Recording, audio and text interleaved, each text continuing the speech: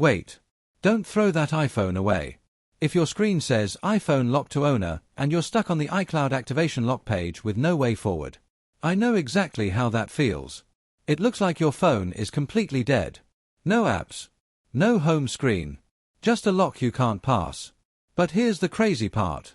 Most people give up too fast. What's up, guys?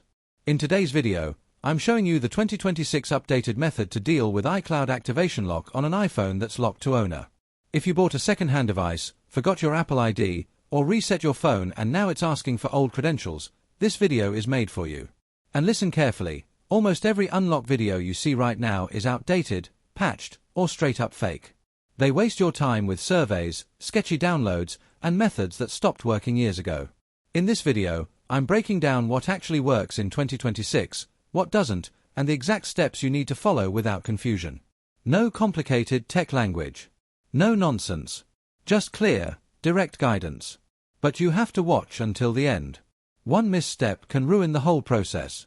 So before we start, do me a quick favor, smash the like button right now, subscribe to the channel for more updated unlock guides, and share this video with anyone stuck on the same screen. And if this method doesn't work on your iPhone, don't panic, drop your exact iPhone model in the comments, and I'll try to guide you with a more specific solution. Alright, enough talking. Let's unlock your iPhone.